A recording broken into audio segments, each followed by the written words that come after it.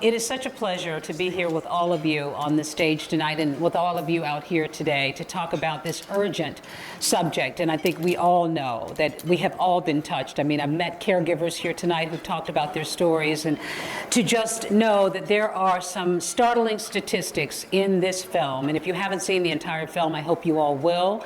It is so powerful, and there are startling statistics in there. You heard some of them tonight. 50 million Americans caring for family and friends, 5 million of them kids, and many of us on the stage have actually shared in that duty, and it is so, so important. But behind every statistic, there is a person and there is a family. And some of those folks are in this room and some on this panel, including you, Matt, and you, Bradley, and you, Ajen, of course, too, being a caregiver. And Chris, you brought this all together. But Matt, I want to start with you because your story just sort of grabbed me by the throat. And it will anybody, I think, who hears. There's so many stories in this film that will do that. But when we look at your story, and you and your wife, like so many other people, you know, just sort of living your lives, you had found your soulmate. You talk about how you two were sort of living the dream. You had a son, you bought a house, and then suddenly your world was upended. She had 2 strokes. And by the way, we should say that your lovely wife, Conlea, is here tonight. Where is she, Matt? Right over here.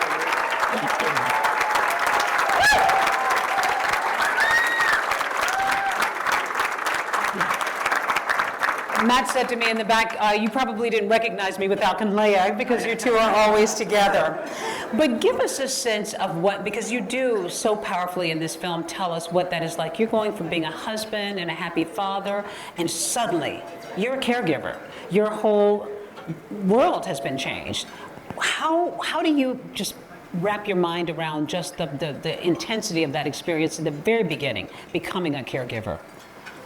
Well, I think I could say I did wrap my head around it. I still haven't wrapped my head around it, but I grew into my new norm. I figured it out over time, and I'm still figuring it out. She's still figuring it out, but you know, with a never give up attitude, we just keep going.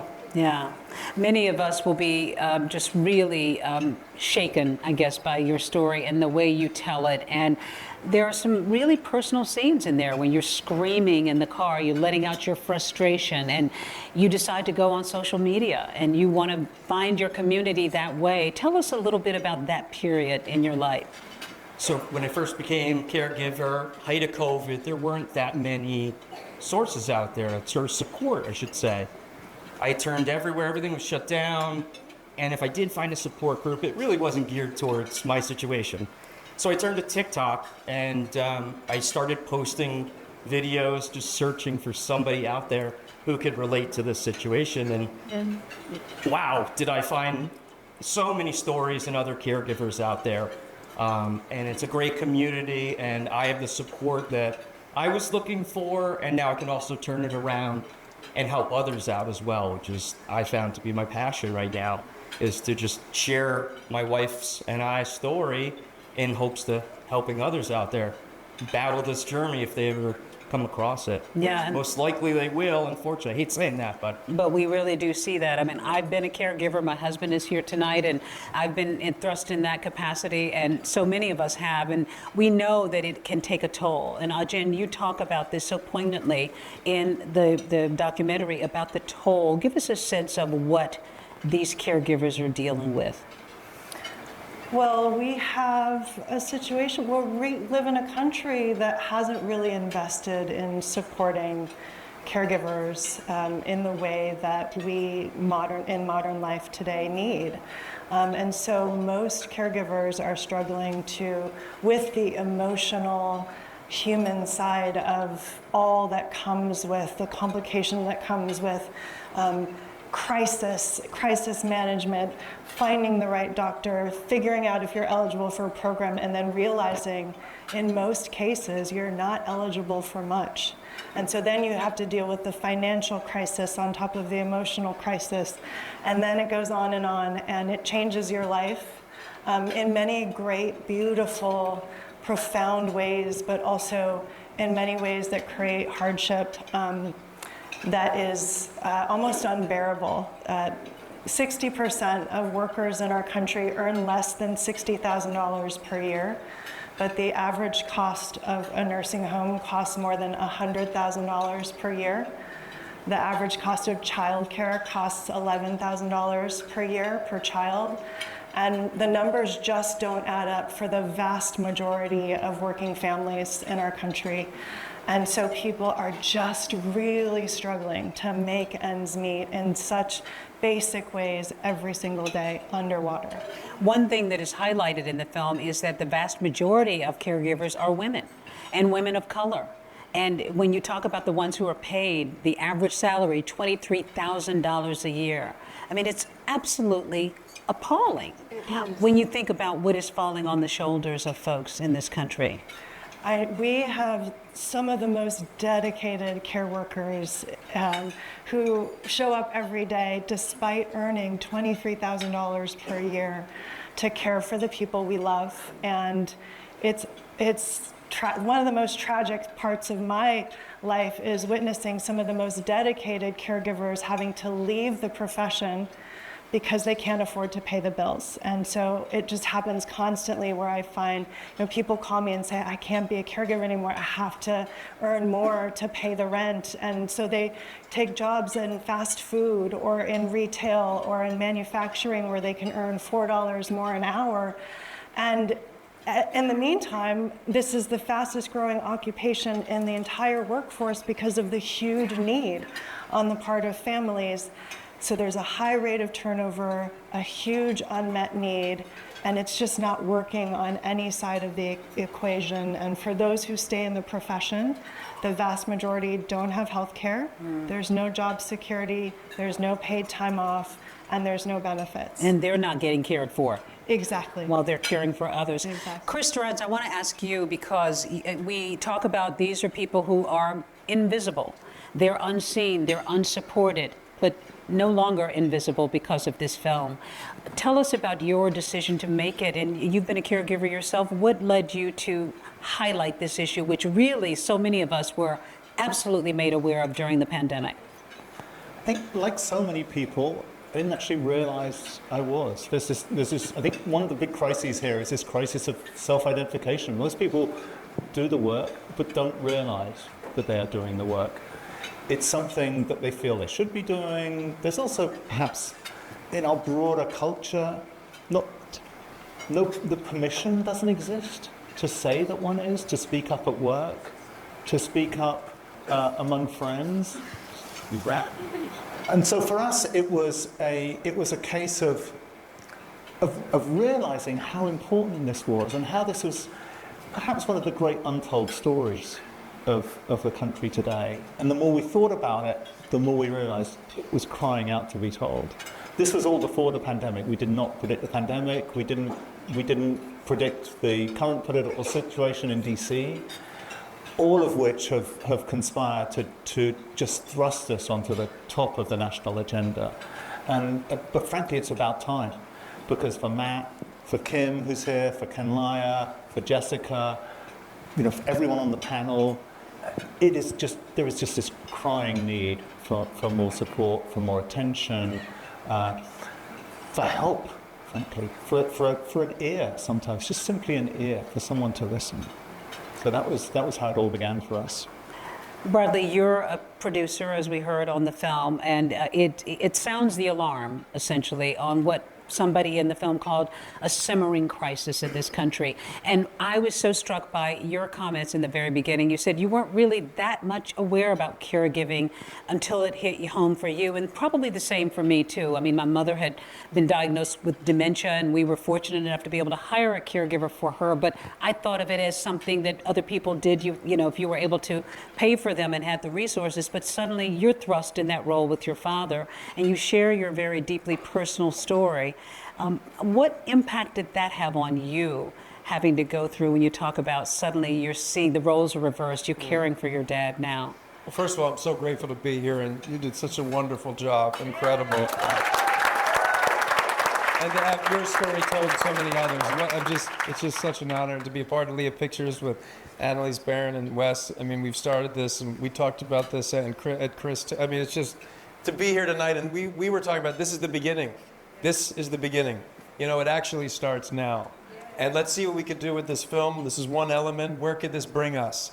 But to start a conversation, for me, originally, it wasn't even my part in it. It was just being in awe of the care workers that I came in contact with during the 5 years that my father suffered. That was the original thing. And like you, Chris, I didn't ever even realize that I was one. You know, but I moved into my family home, lived in my childhood home for like the last 8 months of my father's life. And I haven't processed it. I was thinking about what you just said. You know, I haven't. And he died January 15th, 2011.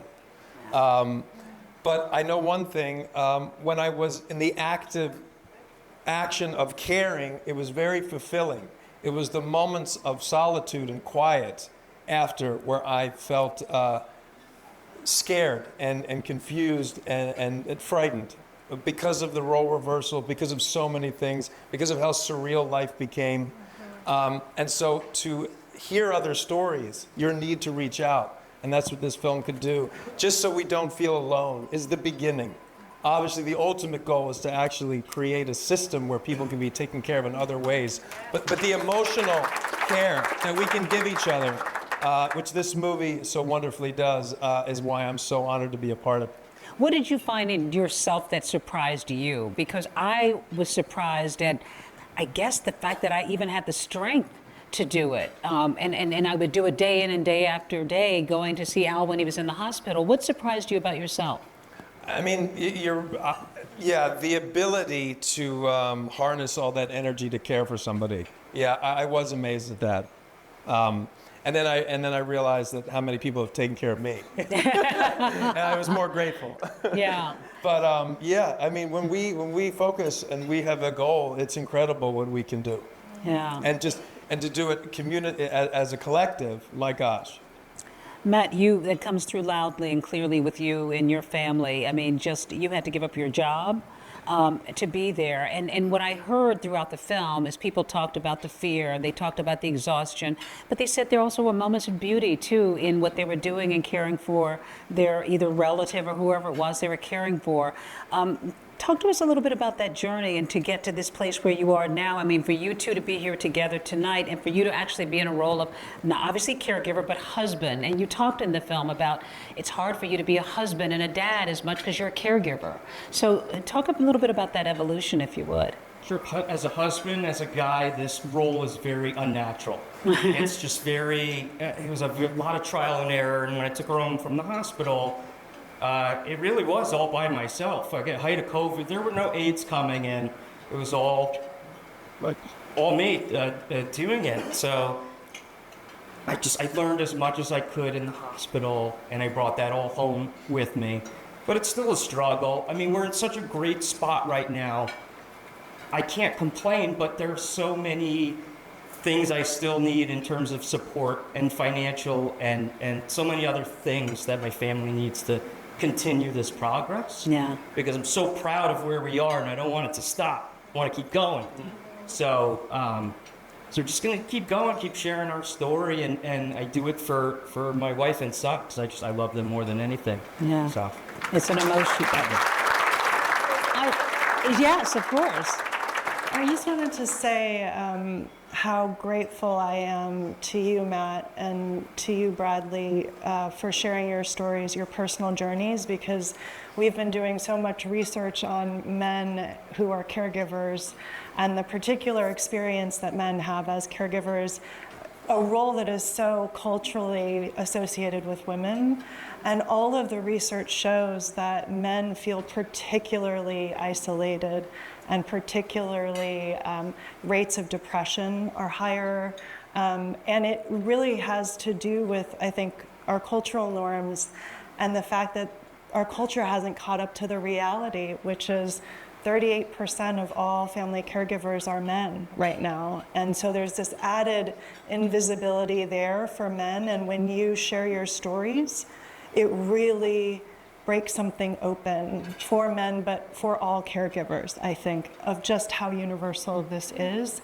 and how much we really need each other. So I just Yeah. wanted to state that. And I was going to bring that up because you said you found your community online. And have you heard from men who really needed to have that connection? I was just telling somebody 2 weeks ago, somebody reached out. They said their wife had a stroke. I have 2 girls.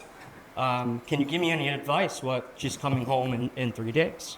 So I did everything I could to try to prepare him. And I still talk to him every day saying, how's it going? You know, where are you at? What step are you at? You know. Yeah. So I'm just hoping it helps. You know, I feel like, yeah, the more I wanted to rewind a little bit to touch on, I gave up my job. 8 years as a graphic designer. I think as a guy, I was very proud. I invested so much in that job. I was about to be a senior graphic designer, which was my goal. And when this happened, I had to just give it all up. I knew the day after this happened, I was like, I'm a caregiver.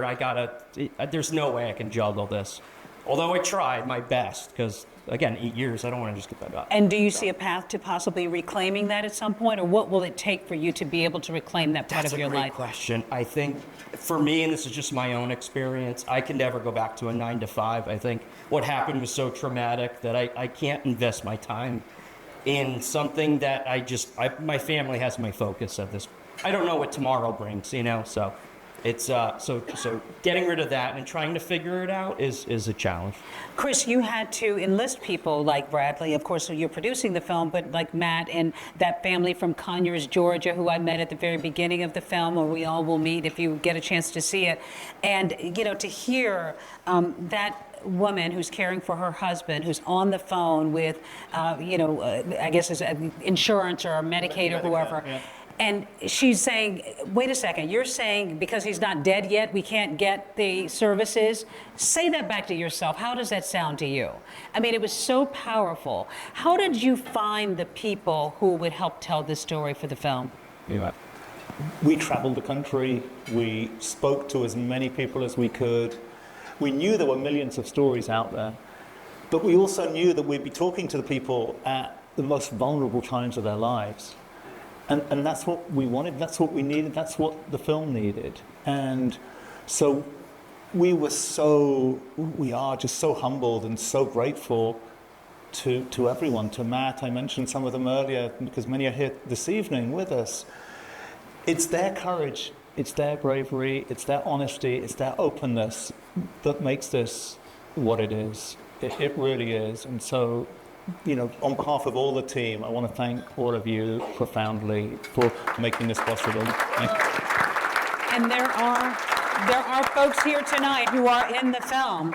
Bradley, I want to ask you, on June 25th, the day after the film comes out, on 300 PBS stations, by the way, I might add, there's also, it's a National Day of Joy, believe it or not. And there's a beautiful clip of you and your dad in the film where you're at an Eagles game, I think, and you're finding a moment of joy, a little bit of light in that journey. Can you reflect on that a little bit? Because you're dealing with the heaviness, and it's so traumatic, but yet you found something beautiful in your experience going through the end of your dad's journey. You know, the one thing that I learned was the humor, the comedy throughout everything. I remember when my father was in hospice, and I came and he died in my arms. But like maybe that morning or the day before, I just eaten a tuna sandwich, and all my mom was worried about is my tuna breath of my father. And she's like, Bradley, you're too close. I was like, Mom, what are you talking about? So my memory of that was he went to the bathroom, and I would always go with him, but he was too proud before we went onto the field, and then he was taking a long time, and I never liked being late to anything. So I was like, we're gonna be late on the field. My dad's in it. I was like, you gotta let me in. Is he gonna be okay? Is he gonna die in the bathroom of the Eagles at Link? You know. So the things that's what my brain just did when you said that was that memory of anxiety of him in the bathroom trying to get him on the field, which was funny, oddly enough. But you know, it's life. It's just real life. Yeah. But that's funny. I haven't thought about that in so long. And it's important, too, to remember those light moments. You talk about, and we see you as this powerful voice around the country in the film, connecting these communities. How critical is that for these folks to not only feel that they're not alone, but to be connected with this voice as they're trying to highlight this crisis?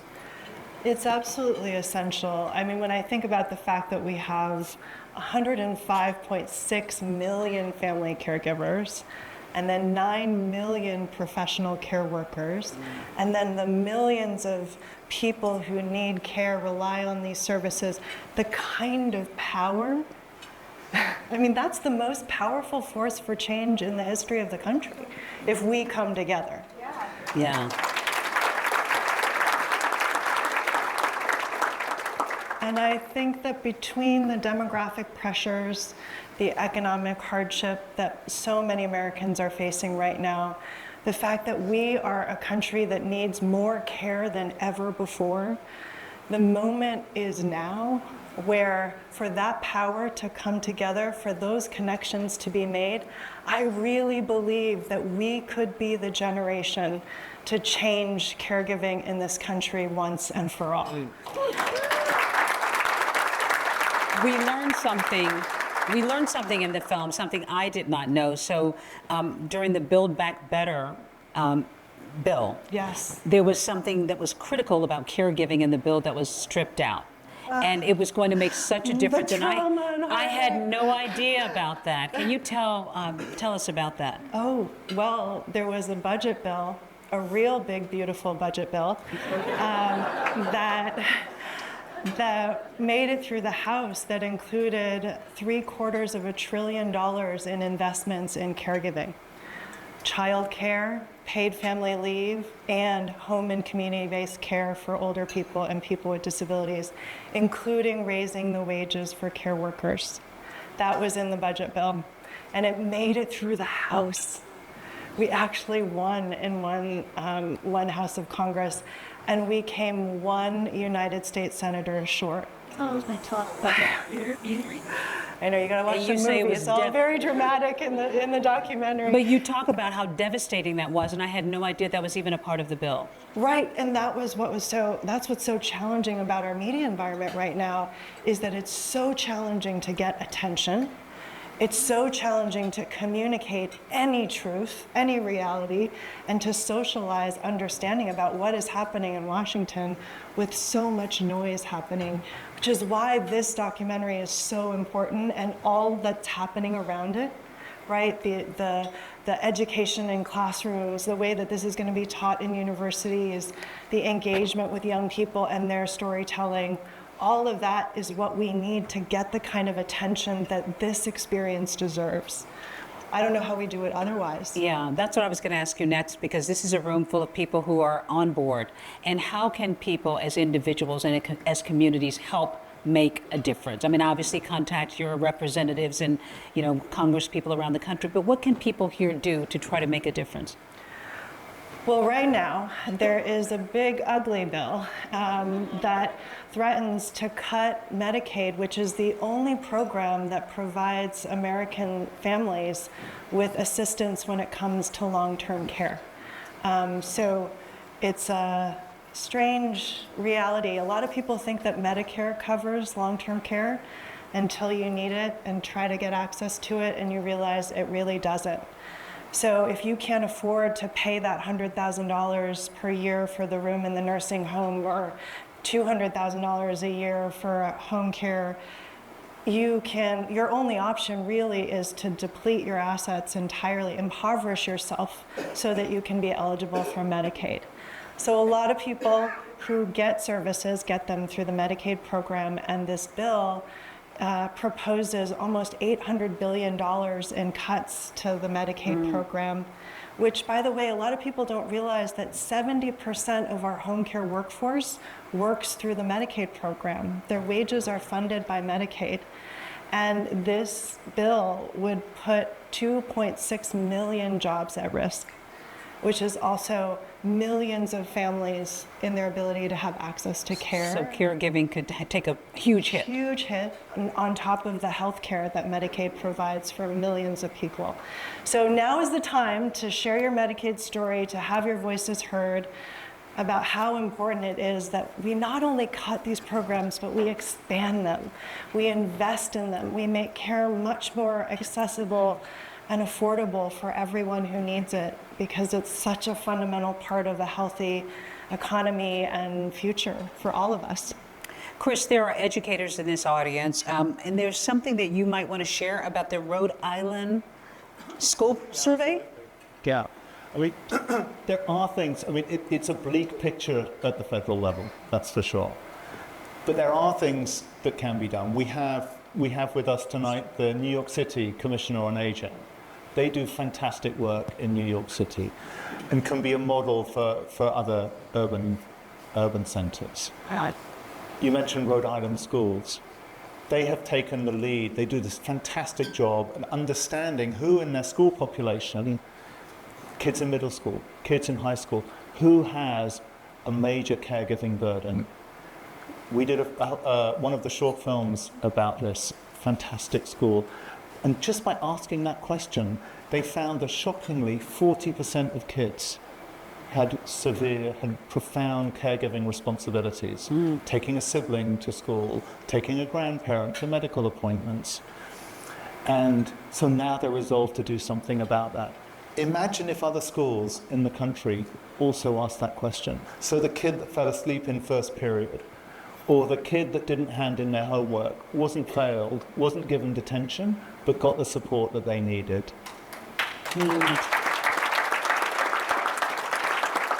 The understanding that's so critical. Bradley, since your dad's passing, you started a foundation called One Family. What's it all about? Well, it really started based on me witnessing other people in a similar predicament, whether it was me sitting with them in the lazy boy getting chemotherapy and the long row and seeing other people and other people that didn't have anybody, and just thinking about, I would drive them or have someone drive them. Is anybody going to meet them in the lobby? Who has the wheelchair? I mean, access to food, transportation. So we started to work with a hospital in New Jersey to try to see if there was a way to get a person in a hospital that can help provide care, just sort of one person at least that we could fundraise and pay for, and then actually have a stipend for various people. That my father had stage 4 lung cancer. That was where we first were specific for that. And then we branched out. It was at Georgetown. We were at Jefferson Hospital.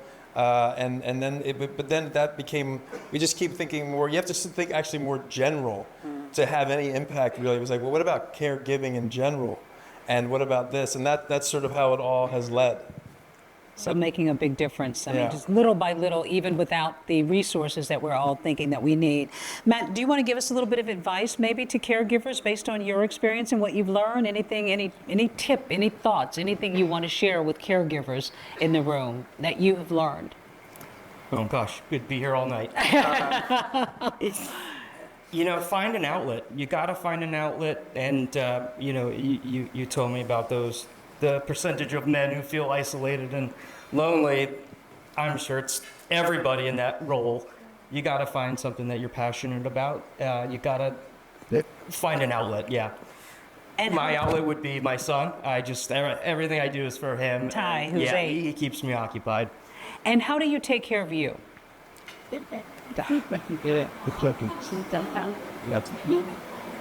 I think seeing is going to sound really corny. I think seeing my wife progress and her just defying the odds just fulfills me. Yeah. Fabulous.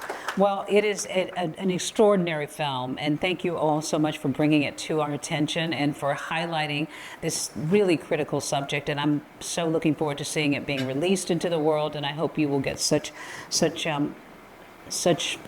response to it, because it certainly deserves it. So Bradley, Chris, Matt, Ajen, such a pleasure to talk with you all and to highlight this program, and to all of you out here who are caregivers. Thank you for the work that you do.